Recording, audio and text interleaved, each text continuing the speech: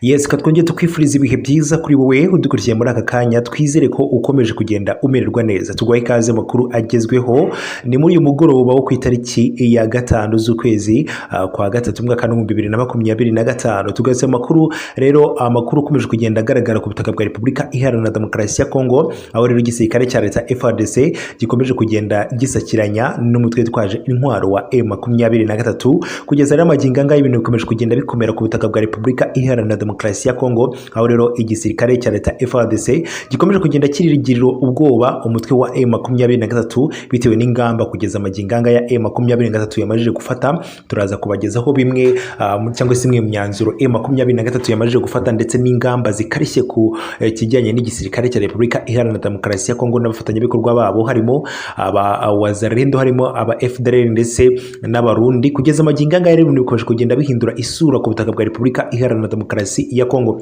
Turaza kwikoza kandi hariya muri Uvira tubabwire uburyo situation ihagaze nyuma y'uko rero M23 itangaje ko yifuza kuba yikigarura biriya bice byose bigize Uvira, dore ko Uvira ihana imbibi n'u Burundi. Nkuko rero M23 yagiye ibitangaza, yavuze ko abarundi, abasirikare b'abarundi, abasirikare ba Wazalendo ndetse n'igisirikare cya Repubulika Iharanira Demokarasi ya Kongo bari mu migambi idasanzwe, barimo gwacura umugambi wo kugaba ibitero kuri uyu mutwe wa M23. Gusa rero kugeza amaginganga ya M23 ikaba yaramajije kuvumbura ibyo byose igisirikare cya leta FARDC kirimo kirategura ku buryo buhambaye, dore ko amwe makuru atugeraho nuko hari izimwe mu ntwaro zikomeje kugenda zizanwa, hari ibihugu bikomeje kugenda bitera inkunga iki gihugu cya Repubulika Iharanira Demokarasi ya Kongo. Turaza byose kuba tubiva imuzi. Nibyo kandi bandi makuru, Perezida Felix Antoine Tshisekedi Tshilombo akomeje kugenda atitira cyane bitewe nuko ibikomeje kugenda bitangazwa n'umutwe twaje intwaro wa M23. Nkuko rero ukomeje kugenda ubitangaza ko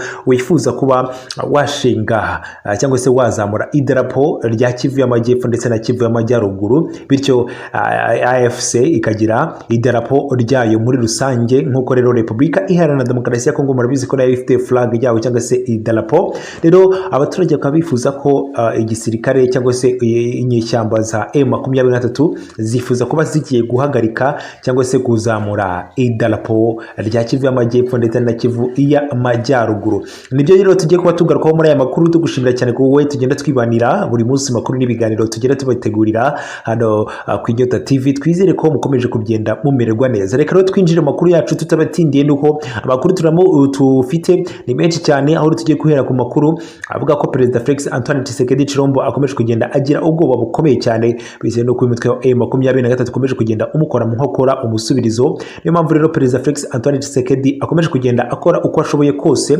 ndetse anagabira bimwe mu bihugu ibice bigiye bitandukanye bikungahaye kuri kolta cyangwa se n'amazahabu n'amabuye y'agaciro abarizwa ku butaka bwa Repubulika Iharanira Demokarasi ya Kongo, dore ko ubutaka bukungahaye ku mabuye y'agaciro, ndetse ibihugu byinshi kaba byifuza kuba byajya gucukura amabuye y'agaciro. Ndetse kugeza amaginganga ya Perezida Felix Antoine Tshisekedi akaba yarabwiye Leta Zunze Ubumwe za Amerika ko azazigabira bimwe mu birombe bicukurwamo amabuye y'agaciro, bityo ikabatera inkunga kugerekeranya n'igisirikare cyangwa se kurwanya umutwe twaje intwaro wa M23.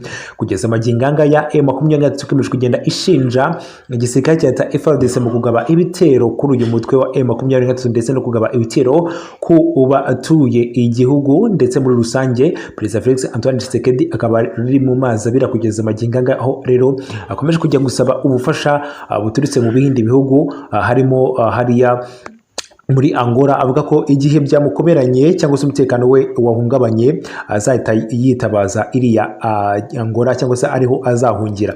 Ni mu gihe kandi mandi makuru tuba twayakurikiraniwe na mugenzi wacu Bwana Kalemba Aimable. Reka nawe muhikaze atugezeho byinshi byimbitse ku mirongo y'imbere ku rugamba. Ikaze.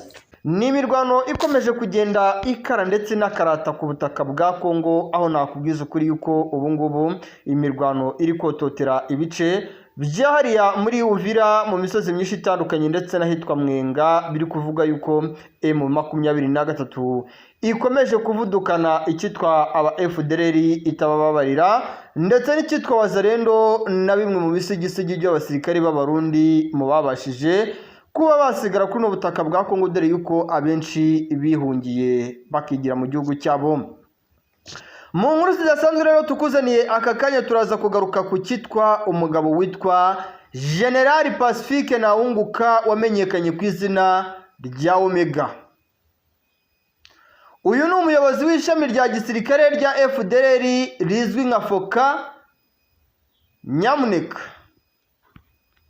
ndababwiza ukuri yuko ibintu bikomeje kugenda bikorwa na M23 bikomeje kugenda bicangacanga abantu benshi ndetse bikanayobera by'umwihariko ibihugu byahariye mu burengerazuba bw'isi bikomeje gufatira ibihano igihugu cy'u Rwanda, bashinze igihugu cy'u Rwanda yuko ari cyo kiri kwifatanya n'umutwe wa M23 mu murongo mugari wo kwigarurira ibice byinshi bitandukanye bya hano ku butaka bwa Kongo.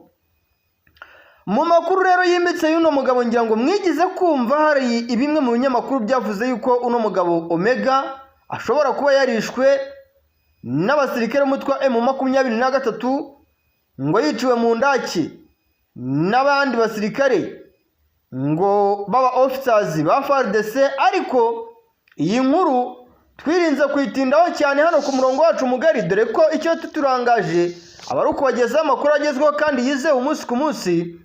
Ariko biravugwa ndetse biremezwa yuko bamwe mu basirikare bafashwe nk'amatekwa n'umutwe wa M23, baba ari abafatiwe hariya mu birunga bya Nyiragongo baba FDLR, baba ari abafatiwe mu bindi bice bigize inkengero z'umujyi wa Goma bagafatirwa hariya mu kibaya cya Kibumba.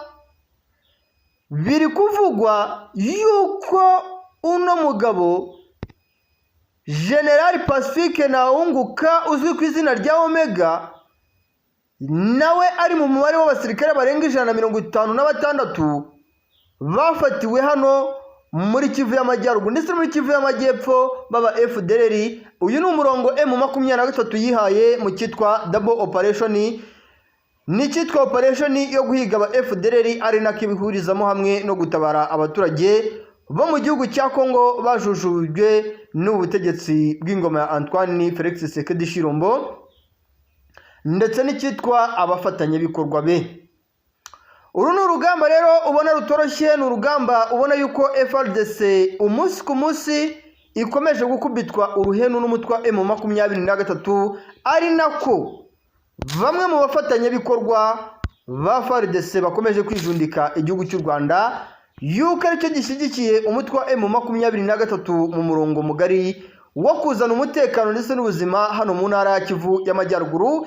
Ibi leta y'u Rwanda yakomeje guhakanira hejuru ivuga yuko nta bushobozi na buke ishobora kuba yatakaza ku mutwe wa M23 mu murongo wo kuba yakwigarurira ibice byinshi bitandukanye. Ariko ibi M23 bikavugwa yuko impamvu ikomeye yababaje abazungu bagakomeza no kwijundika igihugu cy'u Rwanda bagiye ibihano, nuko ngo bimwe mu bihugu byahariye ku mugabane w'Uburayi byungukiraga muri no mutwe wa FDLR ngira ngo tukiriho, uretse ko tubigarika mu buryo burambye. Bimwe mu bihugu byahaga amafaranga ino FDLR intwaro ndetse n'ibindi bisabwa, binavuga yuko MONUSCO nayo yihishe inyuma ya bino bikorwa nyamuneka byo gushyigikira ino FDLR. Ibyo nabyo turabyinjiramo tumenye iyo situation ihagaze te. MONUSCO kubera iki nayo ikomeje gushinzwa kwegamira ku ruhande rwa FDLR, yavuye mu Rwanda 1994 igahungira ku butaka bwa Kongo. Nyamuneka ndakubwiza ukuri yuko ibi bintu bikomeje kugenda bikomera cyane. Ni umutwe wa FDLR rero wavuye mu Rwanda 1994 ukoze genocide ugahungira ku butaka bwa Kongo ugashyigikirwa n'abategetsi hano mu gihugu cya Kongo, ariko bikaba bikomeje kugenda bigaragara yuko uko umunsi ugenda uza ibikorwa by'urugomo, ubwicanyi bwakomeje kugenda bukorwa n'aba FDLR. M23 ikomeje kuvuga iti natwe tuzafata nk'amatekwa tuzamwohereza iwabo ajye gushinzwa ibyaha na bene wabo, uzagira ibyago akaturwanya tuzamurasa mu gihe twagize amahirwe yo kumubona ku mirongo imbere ku rugamba. Urumva yuko M23 nta mikino na mikeya ifite hano M23 gahunda ifite ni ugukubita ihuriro ry'igisirikare cya Repubulika ya Congo FARDC n'icyitwa abafatanyabikorwa babo itababarira, kandi bikaba bikomeje kugenda bigaragara yuko urugamba M23 ikomeje kugenda irutsinda ku rwego rudasanzwe. Nigeze kubabwira icyitwa deployment karabutaka zakozwe ahitwa Sanje muri Uvira.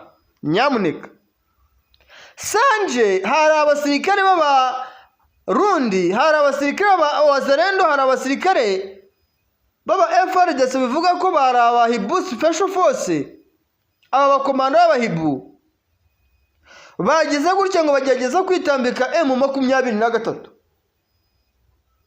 Hari umusozi witwa Nikotubu ndabona ariko banyandikiye ku musozi witwa Kotubu hariya muri Sanje, ababahazi barahazi mu cyerekezo kigana n'ubundi hafi ya Lake Tanganyika. Ngo hari abasirikare b'Abarundi bari biteguye kugira gute kubana amayira ngo M23 idakomeza kuva muri ya misozi ya hariya muri za Mwenga ikomeza kwerekeza muri kiriya cyerekezo kigana muri Uvira. M23 igakomeza kuba biriya bice bya Warungu, hariya mu bice bya Kitamwaruzi yerekeza araza Remera, ndetse M23 iri kuva muri ya misozi ya Kamanyura iva no muri ya misozi yagira araza mu Mosho imanuka yerekeza muri byerekezo bya Remera ndetse na Sanje. Hanyuma abasirikare b'Abarundi n'abasirikare b'aba special force ba FARDC ngo bagerageza kwitambika M23, ariko ngibyo M23 yakoreye abasirikare b'Abarundi.